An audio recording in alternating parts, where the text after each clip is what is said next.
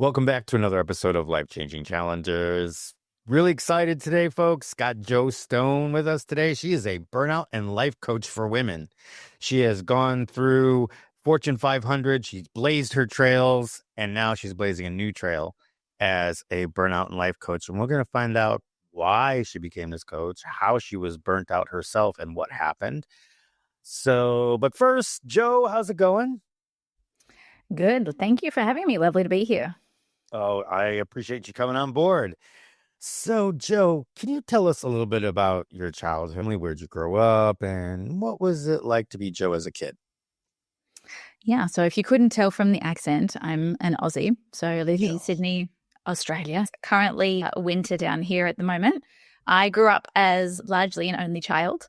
And so my childhood was an interesting one, which now I can see has shaped so much of who I was. My dad was quite a senior executive in sales and did a lot of traveling. This was the 80s and it wasn't that common to go overseas very much. But because of his work, we also came with him, my mum and I. So I spent my childhood, and I have a lot of family overseas. My dad's English. So I spent my childhood going to Paris and New York and London and flew unaccompanied at the age of 9 from Sydney to Hawaii by myself to go and meet my parents at the end of their week-long kind of sales extravaganza that my dad used to host back in the days when corporates had big budgets and used to fly everybody around the world all the time. So that, I think, being an only child and very much being around adults a lot, I was the one kid at the gala dinner talking to adults, and it had a really big impact because I still remember when I first went into corporate, a lot of my friends would say, oh my gosh, it's the CEO or it's the chairman, and they would start shaking in their boots. But I grew up around the CEO and the chairman and the head of sales and the head of this, and I just knew that was Phil, who wore stupid jumpers with his kids and did a good Cookie Monster impersonation.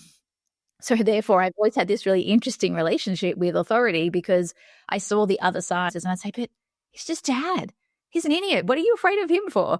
So that was very much a tenet of my childhood. Lots of traveling, which was wonderful to be able to see lots of the world, and it planted seeds for later on in life. And lots of hanging out with adults, lots of being very responsible, but also very high expectations of myself and others, always having, never being able to be silly, always having to be sensible, and being that sort of good girl conditioning and programming, which I and many other women have, which became a big feature later on in life. I am an only child as well. My dad didn't fly all over the place, but he was a business person. He was an entrepreneur. He was a real estate agent. He did a lot of different things. And of course, in my life, I ended up doing a lot of different things as well. I was given that public persona. Brad, you're in public now. You know what we do when we're in public, right? When you go home and you throw a fit, they're like, okay, fine, you throw a fit because you're at home. It's not the public persona, it's the private one. But when you were I was in restaurants at the age of 3. I was ordering steak and lobster at the age of 6.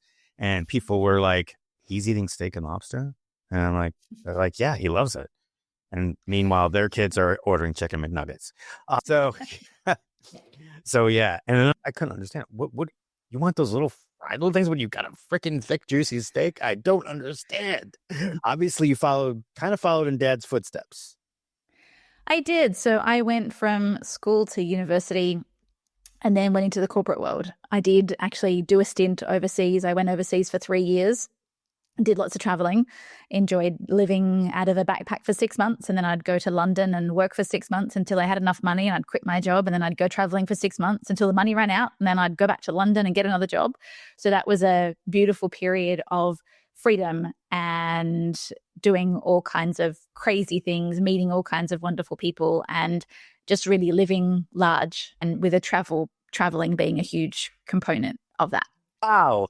I've never heard anybody do that before. I mean, I've heard it the first time.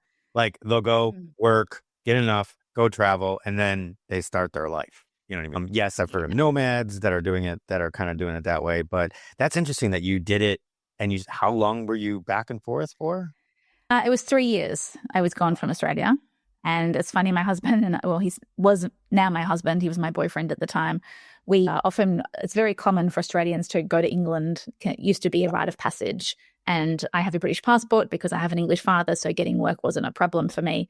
And we were very strategic and calculating with our roles over there. My friends are working in pubs, earning £3 an hour, and I went and worked in banking and did all kinds of boring jobs, but I was getting £12 an hour. So I was earning 4 times what my friends were earning, which really shortened the amount of time that we had to actually work before we then went traveling. But yeah, we traveled all over Europe. We spent 5 months in Africa. We spent a lot of time in Asia, spent some time in the US and Canada.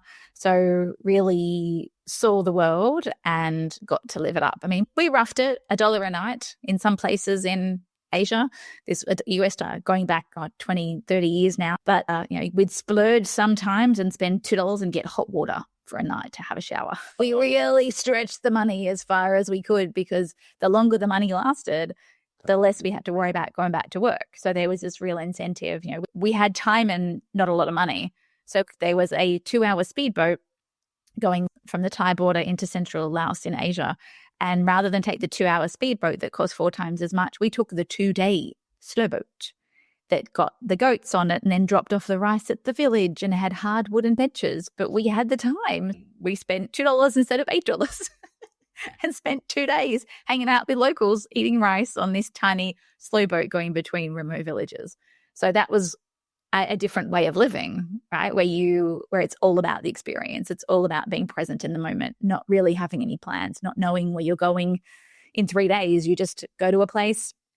When you're bored of it, you move on.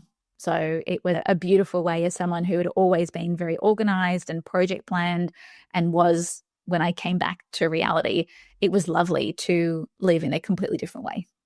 Wow, man, I don't know what people would kill to have experiences like that. But here in America, it's just, to get that kind of money, to hold on to it, and to be able to put it away it's rough. It's tough. It's tough out here. You know what I mean? Unless you're really making money, and then you don't have the confidence to, hey, I'm going to put all this money away for 6 months and then I'm going to go travel for 6 months.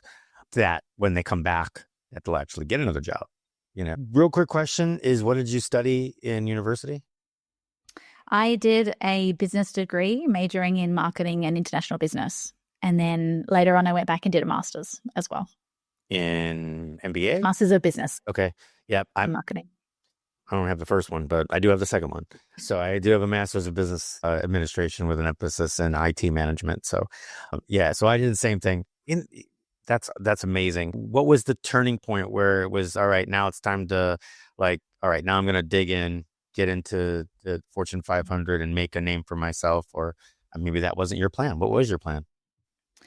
Well, my plan was I was gone for 3 years. It was probably time to come home and start more of a career because I was just getting any job that I could while I was overseas. I was working in banking or doing very boring jobs that were beneath me. And I was always very ambitious. So it was time for me now to come back and actually use my degree and use my brain in a different way. So I decided to come home, and then I ended up getting a marketing job in travel. It was my way of keeping a foot in the world of travel that I'd been in for a few years, but it was doing marketing.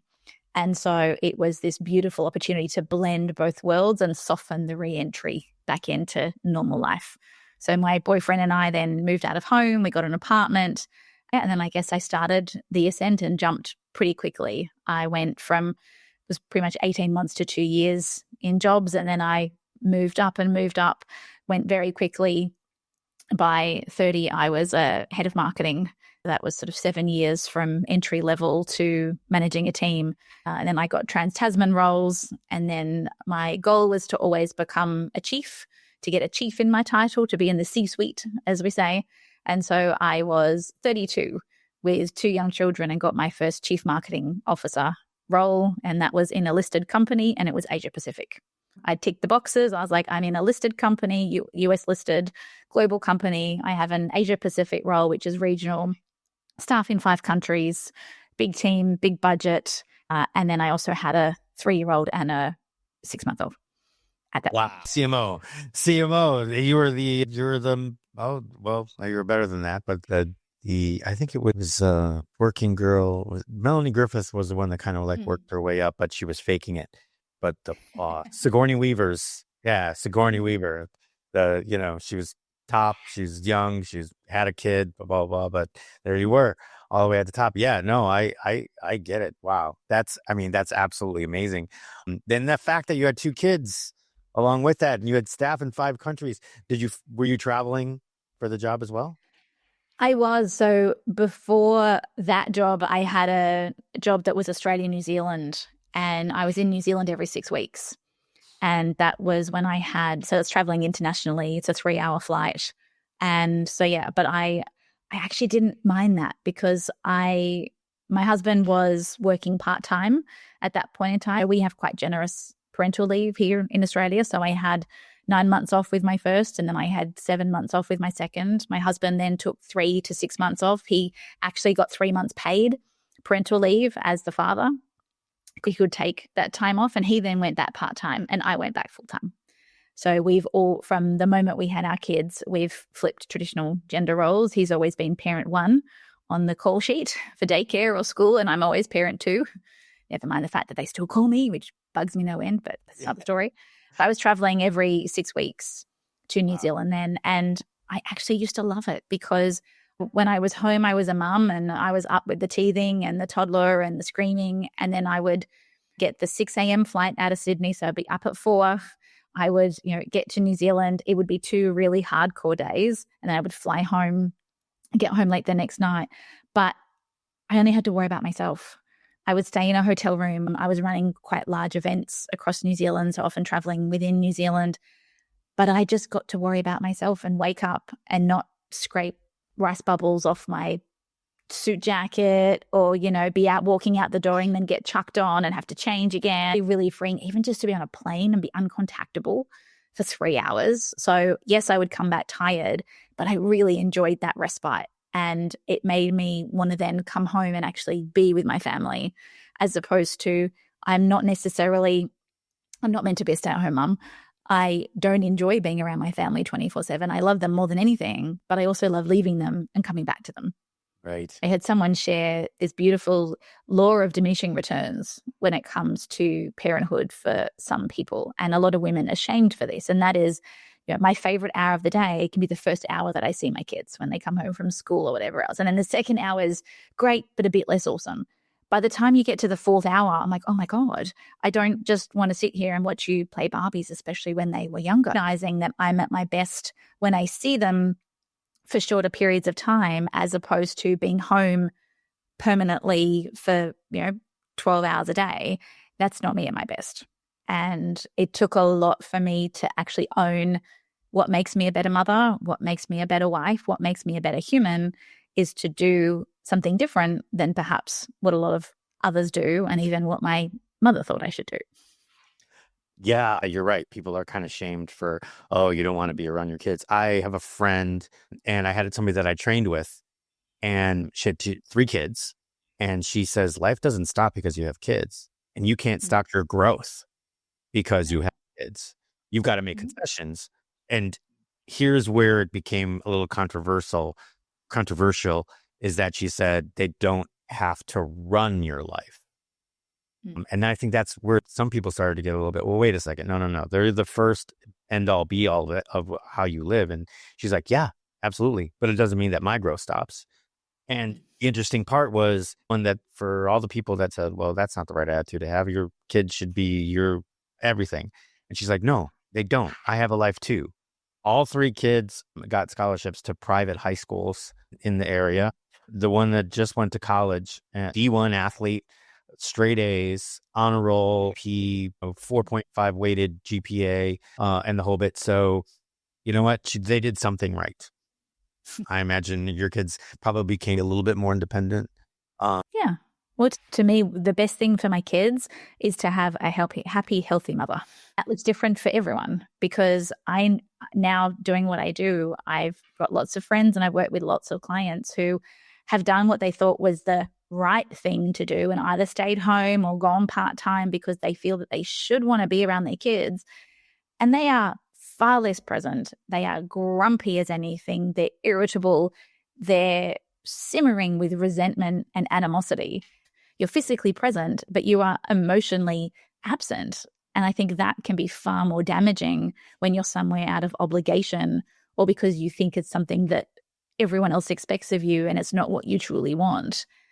That's actually more damaging than perhaps having less quantity of time, but ensuring that the quantity of time that you do have actually matters, that you're present, that you're engaging. And to me, that's always been by far the most important thing. And I'm sure you felt the same way about your teams as well. So, well, this was the job that you had prior to this travel company that you're with, that you became the CMO for, right? Well, I was in travel and then I moved into insurance. And that was when I moved very quickly up. I started off in the entry ranks and then I became in insurance companies. I was a head of marketing there. And then I moved to another role as a head of marketing. And then I moved into this global company as a CMO. So I jumped kind of in the space of about 10 years, 3 or 4 roles, and just sort of went bang, bang, bang, and just moved my way up. So tell us what a day in the life of a CMO is like in a global insurance company. This one was a professional services company. So it was, you never know what you're going to get.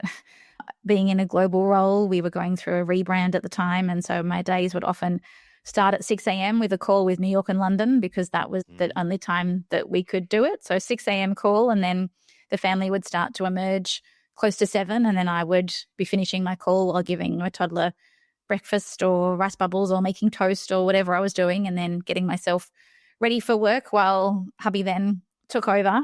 At this point in time, he was a stay-at-home dad. So I was lucky in that I didn't have to, we were doing the daycare run for a while, but he had decided to take some time off at this point. So then I would head out to work. Before I burnt out, my days were, the only way I could describe it was this internal sense of franticness and running.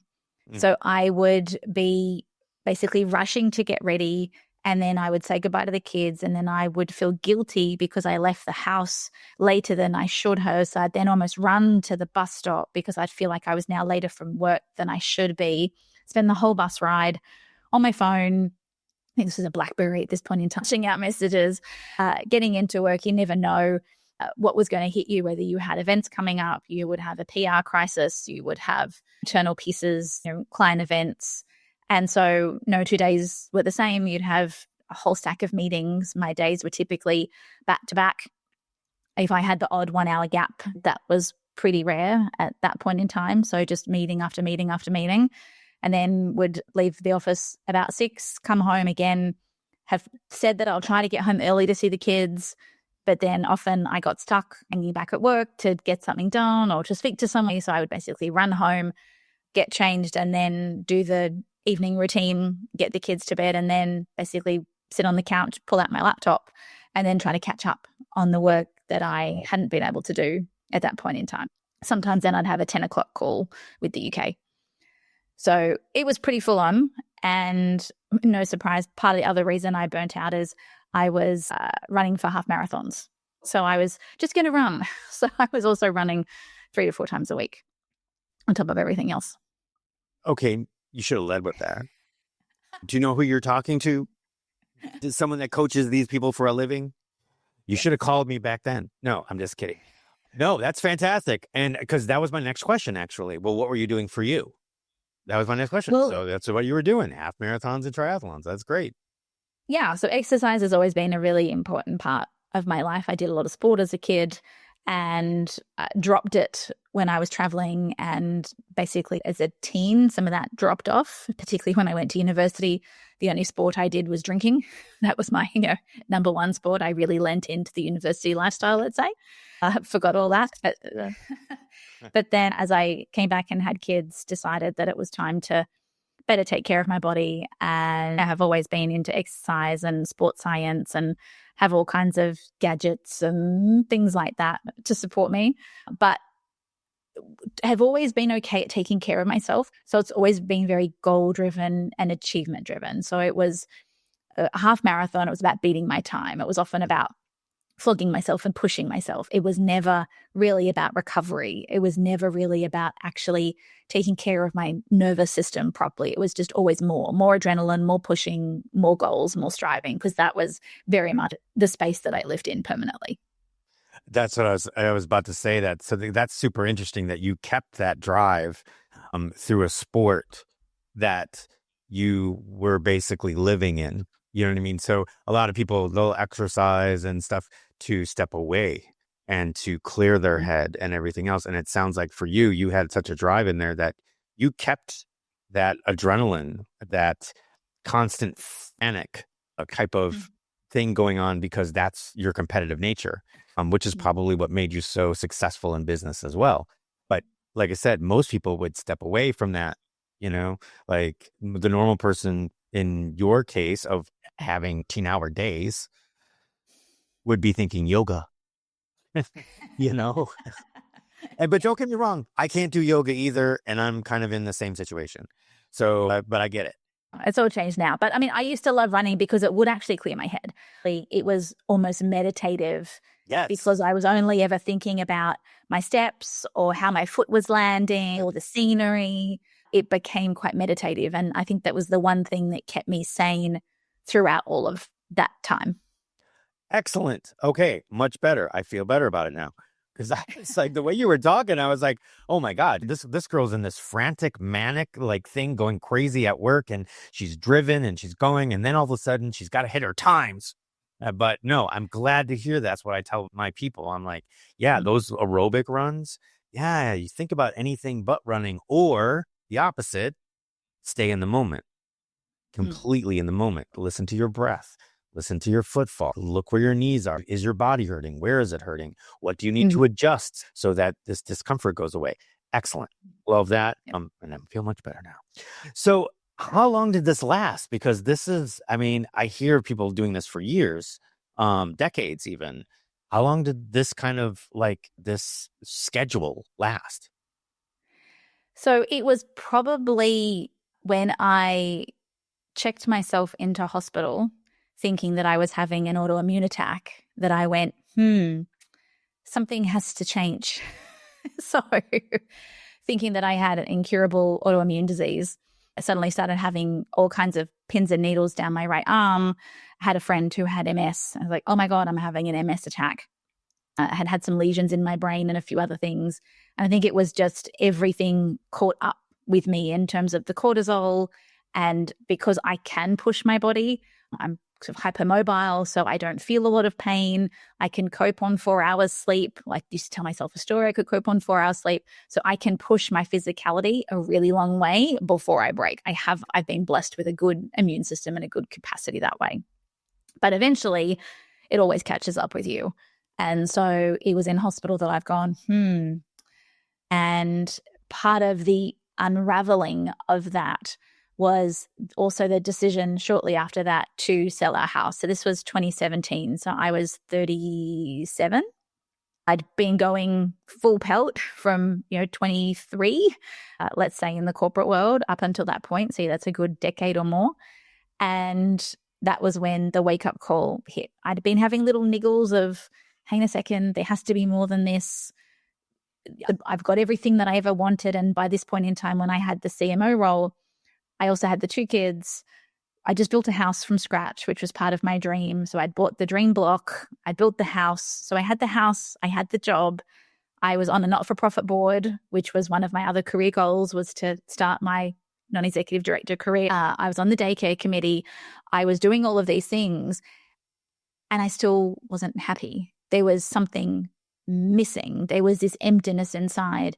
And it was only when I got to this point of going, oh my God, I've got everything I ever wanted. And the irony was, around this time, before my husband and I had got married, we sat down and wrote we've called it a life plan on an Excel spreadsheet. We sat down one time. I'd heard this thing about manifesting. And I went, I wonder what would happen if we just wrote down what we think we're going to do in our life. And we had this spreadsheet from, I think we were engaged at this point in time. So this was 2007 before we got married. and put everything down and said, okay, we know we're going to get married next year. We'll probably have a kid maybe around here. And I knew I wanted two as an only child. I'm not just going to have one. So I had to have two kids. So the second one probably around there. Maybe we'll buy a house here. We'll get a second car here. And the crazy thing was I then forgot about this spreadsheet. And 10 years later, when I was about to throw out an old laptop, booted it up and went, what's in here? I found the spreadsheet that we wrote once and never looked at again.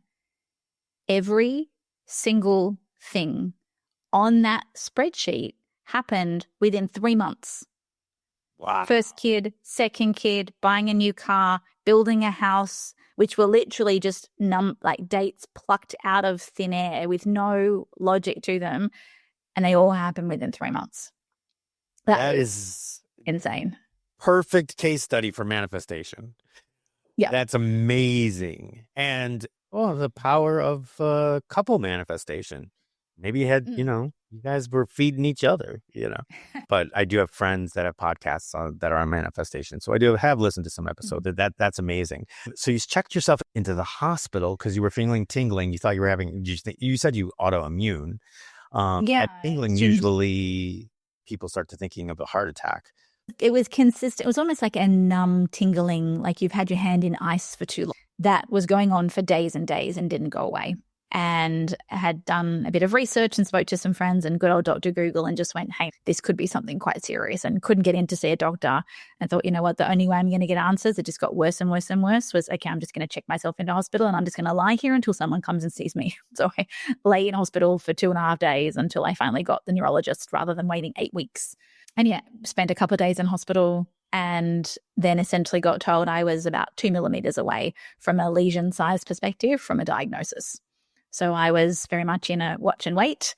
We're not going to put you on medication yet, but you're going to come back in 3 months and you're going to have these scans because my brain looked like an 8-year-old brain in terms of all the lesions that I had in a particular area. And they're like, this is not conducive of an otherwise healthy 30-something-year-old. This is very, very abnormal. And so I went on kind of high alert to, oh God, I need to start doing something different. I need to better manage my stress. And the thing is, I knew I was stressed, but I had normalized it so much that I didn't realize just how stressed my body was. I didn't realize how much I was clenching my jaw or my shoulders were up or I was holding my breath because it had become my entire normal. Franticness of being behind and running was just coded into my nervous system. So it took a lot for me to go, all right, I need to do something different. I need to learn about something else. And that's when I started diving a little more into self-help and what are other ways to become unstressed, and found meditation. And then I guess that began what is now a lifelong journey of self-awareness and an exploration of what do I want, what do I need, and how do I construct my life in a way that gets me that instead of what I think I should have or what society tells me I should have. So that's a journey that you went on before you went back? So this was all after I'd had my 2 kids and I was in the house that I'd built and I was the CMO. You had mentioned that you went to the hospital. They said they found the lesions and then they said, you need to go home. We need to see you back here in 3 months. 3 months. So then I dove into self-help and what else do I need to do for myself? And that sort of started my journey. And then I went back after 3 months and I said, okay, things look like they're shrinking. Okay, it looks like we're going in the right direction. All right, again, come back in 3 months, come back in 3 months. And over the course of 2 years, I had a lesion, which is sort of a spot in your brain that was, I think it was 20 millimeters, so 22 centimeters. And they said that I would have it for life. And when I went back about 2.5 years later, it was gone. Nice. I said, what did you do? And I was like, well, a whole stack of self-help stuff and visualization and taking better care of myself and managing my stress, and made a whole heap of changes, sold my house, did all these things, blew up my life basically. And I'm like, okay, well, that lesion's gone. And that doesn't normally happen. So what on earth? What on earth have you done? So I confused a lot of the doctors who, managed to do things that were supposedly impossible. That seems to be what I'm good at. Yeah. So that's incredible that you were able to, like, those lesions don't go away. And you were, through holistic means, you were able to calm your central nervous system down to probably release some more oxytocin and serotonin that you were missing before. So that's amazing. What did you do about your job at this point? You know, you're this big, high-powered executive. What did you do after the first incident? Yeah, so this really set me on a path of reestablishing what actually do I want in life. And I've achieved everything that I thought I wanted at the ripe old age of mid-30s. I don't know if I want to do this for another 30 years. This is not what I want. And the Australian housing market at that time was going a little bit crazy. My husband and I had been in our dream house for 18 months. This was the forever house. We weren't going to, this was the house that the grandkids were going to come in. You know, we'd made decisions about what we did based on it being a very long-term investment. And my husband turned to me and he said, what if we sold the house? Prices around here are going nuts. And I said, but this is the forever house.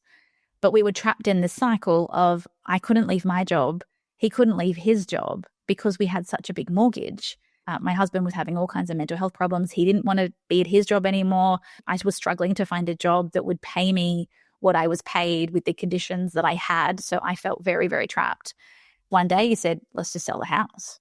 And it forced this whole huge stack of dominoes to fall because I realized that so much of my identity was based on being the one who was the CMO, who had the new house, who could invite people over and entertain and show off my nice water feature and my chickens and my pool. And so all of my sense of self was attached to external benchmarks of achievement and success.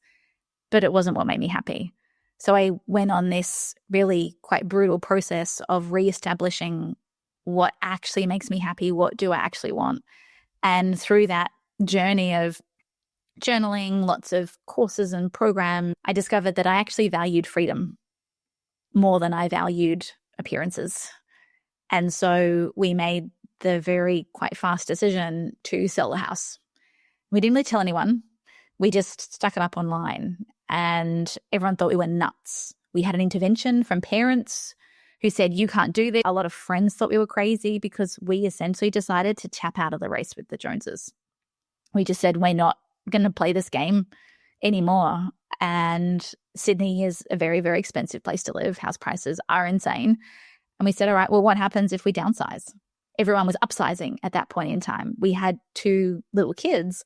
Everyone was getting more space. But we said, all right, well, let's move further out of the city and let's downsize. Let's reduce the mortgage. And from that point then, once we made that decision and we sold the house with nothing to go to, mind you, where are you going to buy? We'll make it work. We'll find somewhere. It'll all work out. We'll sort it out. We just had to have faith. But it was this journey of stepping into the mess and the unknown, one step at a time. And as the color-coded project manager who loved everything laid out, give me the steps, give me the timelines, I'll give you my traffic lighted risk register for what am I? We just had to say, all right, we're going to see if we sell. And only once we sold did we then work out what the next step was. And so we had to lean into the mess, lean into the uncertainty, and basically then spent the dominoes fell quite quickly, 3 months. So we sold the house. We ended up moving in with my parents for a bit, ended up buying another house further out of town that was much smaller. I then quit my job because we had a much lower mortgage. So I could then have the freedom to start my own business, which is something that I'd always wanted to do. My husband could then quit his job and be a stay-at-home dad again, and work on his health. So all these dominoes then started to fall really, really quickly, which was, I guess, the start of everything that we have now. But it was quite a brutal ego death, and I had to reevaluate everything that I thought I wanted, everything that society said that I should and shouldn't have. It was a really confronting time. Interesting. So I'm thinking that you said that the housing market was going crazy, so that when you got a decent amount of equity out of your house because of the upswing in the market. Yeah. Great. So we were able to, we got more after 18 months than we thought we would get after 7 to 10 years. Beautiful. So we just thought, all right, let's take the money. And then we downsized and bought a cheaper house. So the deal was I want a mortgage small enough that I can drive an Uber and then I'll be able to pay the mortgage. No mortgage would have been great, but it was a smaller mortgage, much more easy to manage with so much more freedom and flexibility. Love it. Love it. So you mentioned that you always wanted to start a business. And is that how you created, here's the plug, the Balance Institute? Well, it took a little while to get there. Mm-hmm. And I had no intentions of becoming a life coach at all. It was the universe just kept hitting me and hitting me and hitting me and saying, go this way. I'm like, no, I'm going to do this. It's like, that's going to fail. Go this way. No, I'm not qualified to do that. Who am I to do that? Let me try this. That's going to fail. It just kept smacking me in the face. So it took me 12 months of trying other things, of doing some consulting, of trying to get other scalable online programs up in other niches before eventually I went, okay, well, maybe I am someone who can actually do this and be a coach, because I didn't see myself as a coach. I was a consultant. I was corporate. I was used to a navy suit and black patent heels. Give me a boardroom and Post-it notes and 100 people, and I'm in my element. The thought of talking to people about their lives and being an agony aunt, I thought life coaches wore floral dresses and lived in hippie communes and fumped about in sunflower fields. I was a serious corporate person. I couldn't be one of those. So it took a lot for me to really decide on what my new identity was and who I wanted to become and how I wanted to do things that broke the status quo at the time. That's incredible. I mean, just the idea that you had no intention of being this coach, and now you have a business that thrives on it. Yeah.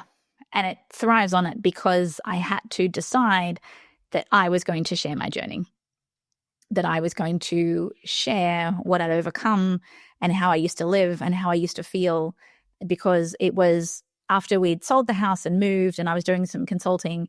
I had a bunch of coffees. I was networking and doing all the things that you do as a consultant. And it was one particular week that I had about 6 or 7 coffees with different people in my network because I was in the city. And every single conversation went to, how are you doing this? You've got 2 young kids. I know you sold your house. You're running, you seem to be fit. Everyone else is stressed to the nines. Everyone else is crazy. How are you okay? And that was when I was able to start sharing, well, I've learned this, and I've learned this about part of my upbringing that gave me this, and I inherited this belief from my father that wasn't good, so I had to ditch it. And I was starting to share everything I learned on my personal growth journey.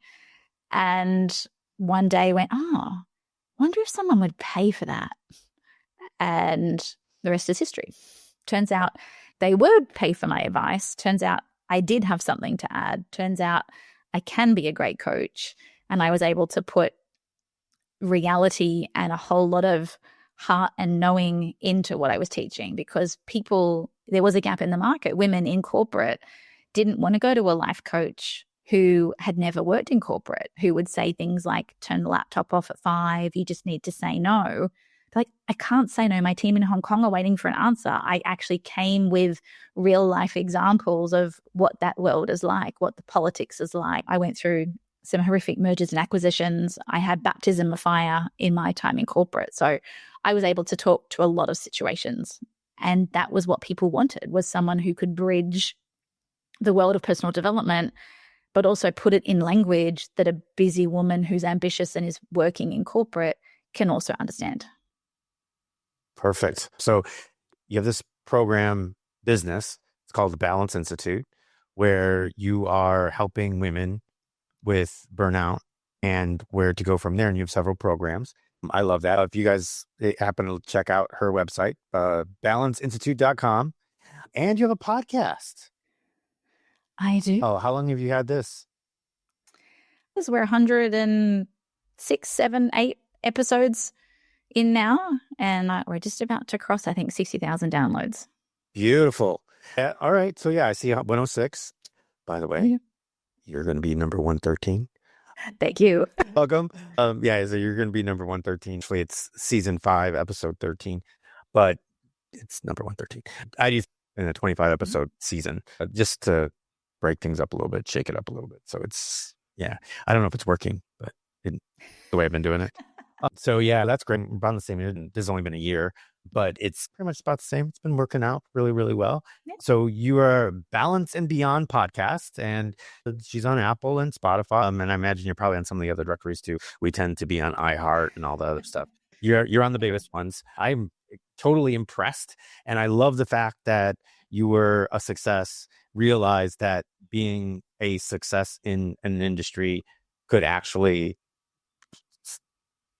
not be a success in your own life as far as your health goes, and then be able to turn that whole thing around, and from brain lesions to, success and happiness, and be the ability to help others, which is what I am all about, and that's why you're on the show. That's why I have everybody else on the show, is because your experiences help out everybody else. So I definitely appreciate that. So yes, so check her out at balanceinstitute.com and check out Balance and Beyond podcast. Are you on socials? Yes. So my handles are at Better Balance Institute on Instagram, although also on LinkedIn under Jo Stone. You'll find me there as well. Okay. Even my audience tend to do a lot more on LinkedIn these days than necessarily Instagram. I would imagine that's a be so. They use Instagram as their step away. Yes. Let me check my Instagram and kind of like get away for a minute. And then I'll go back to my LinkedIn and go back to work. Okay. LinkedIn, Instagram, we're going to have all that linked in the show notes. We're going to have her podcast linked in the show notes. You can book a call with her and do a one-on-one and see which of her programs are right for you. So please, check out balanceinstitute.com and Jo Stone and book a call, listen to the podcast, and see if she might be right for you. If you are watching on YouTube, that's Life Changing Challengers. If you're watching Life Changing Challengers on YouTube, please go ahead and hit that like button, that subscribe, and hit that notification bell so you always know when we're dropping a new episode. If you are listening on Apple or Spotify, please leave us a review. So Jo, thank you so much for sharing your expertise and your experiences with us. We really appreciate it. Thank you for having me. It was a pleasure. Thank you, everyone, for listening, and we will see you in the next one.